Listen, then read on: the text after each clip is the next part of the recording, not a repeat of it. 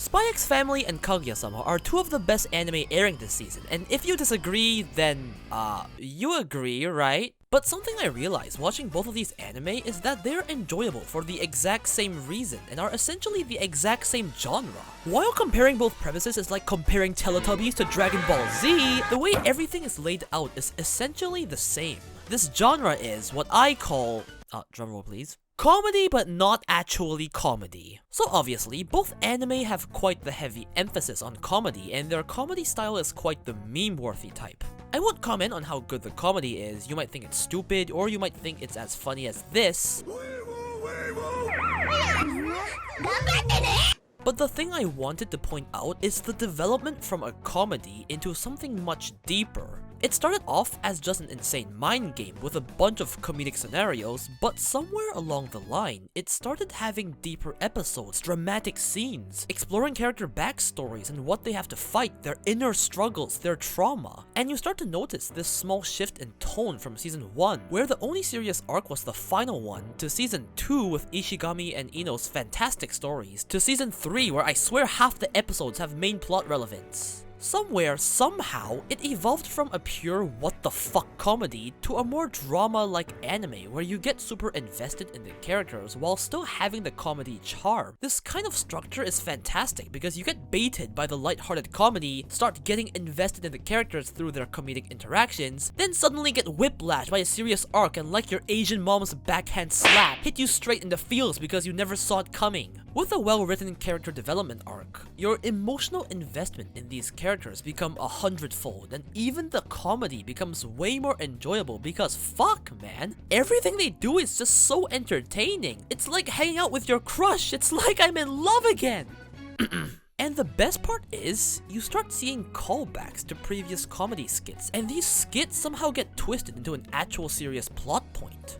But you don't know when this will happen. Next week's episode could be the biggest shitpost in internet history. Next episode could completely destroy your heart and soul. Next episode could be a shitpost that makes you cry. I don't know, maybe they'll introduce a new side character that sucks your tears and becomes your favorite character. This big guessing game is what makes it so compelling to continue watching Kaguya-sama episode after episode. The fundamental structure of Kaguya-sama is based this way, and it is absolutely genius, perhaps even more than our main duo. Until you start to wonder whether their stupid mind games actually makes them geniuses, or stupider than Chika.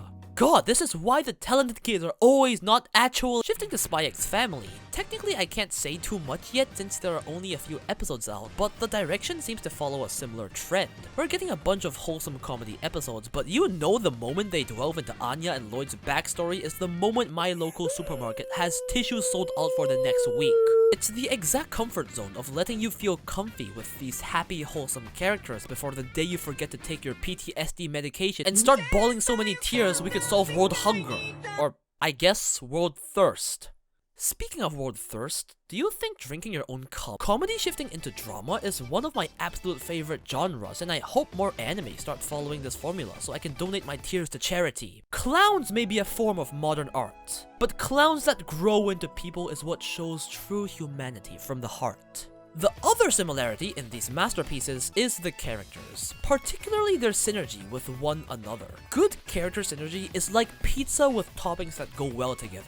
You need the base pizza to be fantastic, but if the toppings get along like Tom and Jerry, it's as good as eating the pizza into toilet water. Fortunately, both these anime's characters get along like premium cheese and world-famous tomato sauce. Looking at just Kaguya-sama, you can see how the characters are not just paired into duos or trios of relationships. Everyone has something to do with everyone. Obviously, you have the main romantic duo. Ishigami and Shirogane are bros. Chika raises Shirogane like a 5-year-old useless kid. Kaguya and Ishigami have an amazing senpai-kohai relationship, with Kaguya always supporting him and torturing him a bit, maybe. Okay, maybe a bit more than maybe. And Chika and Ishigami are just professional boxing ring shit talkers. When everyone feels close to everyone in a cast of characters, it makes the entire group's chemistry feel so much more organic, like they're an actual family. And this makes literally anything, even something normally mundane, entertaining as fuck. And speaking of family, Spy X Family is also exactly like this. All three of the main trio feel close to each other. It's what makes all the non-plot stuff so fun to watch. It's what makes even filler feel meaningful.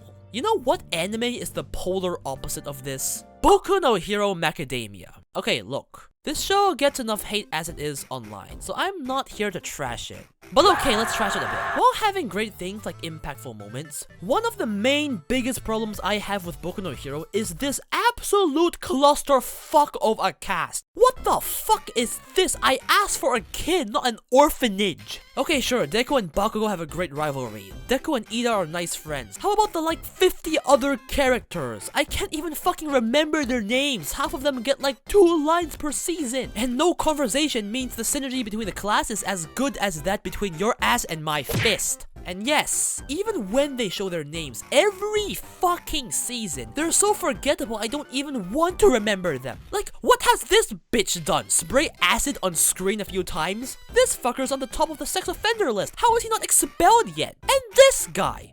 Actually, what the fuck have you even done? Use your tail as a giant dildo?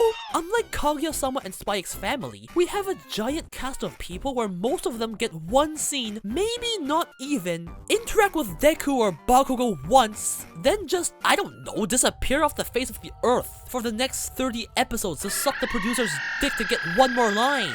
Obviously, a lot of other anime also have this problem, but Boku no Hero has it by far the worst with this absolute mess of a cast. A class of 20 people is impossible to handle. There's a reason most people in a class become hentai MC rejects. Okay, rant over. So what was the point of all of this? That Yor is just MILF Kaguya? That Anya is baby Chika? That Boku no Hero is trash? No, I just wanted to say that both the structure and character writing of Kaguya-sama and Spy X Family are brilliant and in the exact same way, just as if they were the exact same genre. Now the only thing we need left is for Kaguya to beat the shit out of Kaicho like Yor. Thank you so much for watching this video. If you enjoyed and want more weeb content, then be sure to subscribe. With that, I'll see you next time.